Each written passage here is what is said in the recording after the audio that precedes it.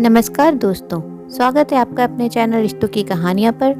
आइए सुनते हैं आज की कहानी। क्या शादी एक बिजनेस है?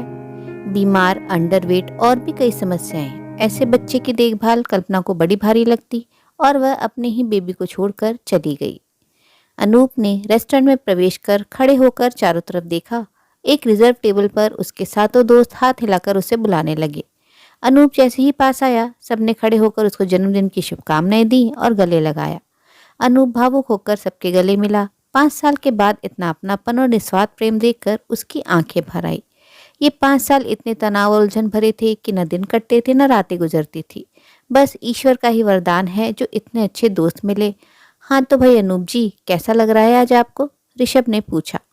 ऐसा लग रहा है जैसे मैं फिर से जी उठा हूँ। फिर से दुनिया और सब साथी इतने प्यारे लग रहे हैं कि सब कुछ एक सपना लग रहा है। हम ना कहते थे हमारी टीम के मेंबर बन जाओ तो सब दर्द भूलकर दोबारा जीने के नए रास्ते खुल जाएंगे। सही कहा, जब दर्द एक हो, चोट एक सी हो, दिल टूटकर टुकड़े टुकड़े हो जाए तो हमदर्द ही उस दर्द को पहचान कर सही रास्ता दिखा सकता है। सब ने केक खाया, चाय नाश्ता किया, गाने गाए और खुशी खुशी अपने रास्ते चले गए। अनूप को अभी भी याद है अपनी शादी तय होने के बाद वह कितना खुश था। कितने रिश्ते शादी.com में खोजने के बाद उसे यह हिमानी पसंद आई। अनूप कंप्यूटर इंजीनियर और हिमानी सीए। देखने में भी ठीक ठीक हाइट, मुस्कुराता चेहरा। जब मिला तो उसे लगा जैसे उसे सालों से उसी का इंतजार था। घर वालों सबको पटाकर फटाफट शादी की तैयारी की, एक फ्लैट बुक किया और जम गई नई गृहस्थी।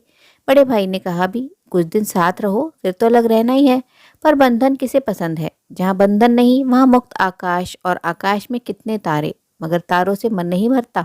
उन्हें तो चांद पकड़ना था। हिमानी की आज़ादी तो अनूप मर्यादा के अंदर रखना चाहता था, पर वह मुक्त वन की चिड़िया उसकी सीमाओं में बंद कर नहीं रह सकी। 2 साल के अंदर ही वह तलाक की मांग कर बैठी। अनूप उसे समझाकर हार गया, अपने आप को बहुत बदला, पर फिर भी उसके अनुसार नहीं ढल सका। इस तलाक की मांग ने उसका दिल तोड़ दिया। उसकी गलती तो थी ही नहीं, फिर भी वह बात करने को तैयार था। पर हिमानी को हर बात, हर संबंध और यहाँ तक कि अनूप का उठना बैठना चलना भी पसंद नहीं था। तो फिर शादी क्यों की? अनूप ने पूछा। 6 महीने साथ घूमने के बाद शादी की, उसके बाद भी 2 साल बाद तुम्हें ये कमियां दिखाई दी? पहले ये सब नहीं समझ आया? मैं सोचती थी मैं एडजस्ट कर लूंगी, पर तुम तो बड़े मतलबी और कंजूस हो।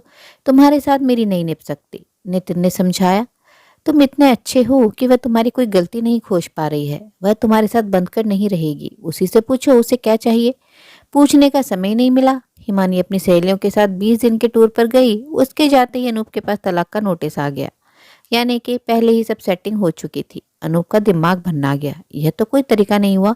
इसका मतलब उसने तय कर लिया था कि किसी भी बहाने से, किसी भी तरीके से उसे तलाक लेना है। ऐसे समय में उसे अपने मित्रों और परिवार वालों का सहारा मिला। वकील की सहायता से 2 मीटिंग के बाद ही उसे समझ आ गया कि हिमानी को सिर्फ तलाक के बाद मिलने वाली रकम का इंतजार है। उसका दिल टूट गया। आज कोर्ट में जाना था। अनूप गाड़ी से उतरकर कोर्ट के अंदर गेट में गया। अचानक उसने समय देखा तो चौंक गया। वह तो 1 घंटा पहले ही पहुंच गया है। पता नहीं यह समय कैसे कटेगा। धीरे धीरे वह अंदर टहलने लगा। देखा एक तरफ चाय का स्टॉल लगा है। फिर तो वह वहीं बेंच पर बैठ गया और लोगों की तरह वह भी चाय पीते हुए आसपास देखने लगा। कोई उदास बैठा है, कोई अपना केस डिस्कस कर रहा है। यहाँ तो आदमी मजबूरी में ही आता है मेरी तरह। अनूप को पता ही नहीं लगा कि कब उसके पास उसका हम उम्र एक आदमी आकर बैठ गया। उसने धीरे से अनूप का हाथ छूकर कहा, हेलो, मैं ऋषभ, आपसे बात कर सकता हूँ क्या? अनूप चौंक गया। चेहरा हल्का सा गीला था। तभी इसने मुझे नोटिस किया। मुंह पहुंचने पर मुस्कुराने की चेष्टा करते हुए उसने हाथ मिलाया। कुछ मिनट में संयक्त होकर उसने अपना परिचय दिया। चलिए, चाय तो हम लोग पी चुके, कुछ देर टहलते हैं। भीड़ से अलग हटकर ऋषभ ने कहना शुरू किया। देखिए, यहाँ कोई शौक से तो आता नहीं है। सभी चोट खाए या फिर शातिर लोग यहाँ दिखेंगे। आज की कोर्ट की मीटिंग कैंसिल हो गई है। शायद कोई बड़े वकील गुजर गए हैं। चलिए हम कहीं और चलते हैं। अनूप का दिल नहीं हुआ कुछ पूछने का। अब जहाँ ले जाए उसकी मर्जी। वैसे भी जिंदगी में और क्या रखा है। ऋषभ अपनी गाड़ी में अनूप को एक फ्लैट में ले गया। वहाँ उनके हम उम्र 4-5 युवक थे। उन्होंने मुस्कुराकर उसका स्वागत किया। लगता है एक और शहीद किस्मत का मारा आया है, एक ने हंसकर कहा। तुरंत शरण ने टोका, ये सब रोने धोने वाले डायलॉग बंद करो प्लीज। एक और भाई हिम्मत का डोज लेने आया है। अनूप चुपचाप सबको देखता रहा था, प्रश्न चिन्ह बने हुए। ऋषभ ने सबका परिचय करवाया। ये शरद, पवन, मोहित और राहुल हैं। ये सभी बड़ी कंपनियों में काम करते हैं, मगर सभी आपकी तरह तलाक के डंक के मार खा चुके हैं। इसलिए मैं आपको यहाँ लाया हूँ। आप भी हम लोगों के साथ अपनी समस्या शेयर कीजिए, उपाय खोजिए और हंसिए हंसाइए। अनूप को अच्छा लगा, उसे समझ आया एक वही दुखी नहीं है, और भी कम है जमाने में। पवन ने बताया, मैंने बड़े शौक, बड़ी शिद्दत और प्लानिंग के साथ शादी की थी, पर मेरी बीवी का मोबाइल हमेशा कान पर लगा रहता।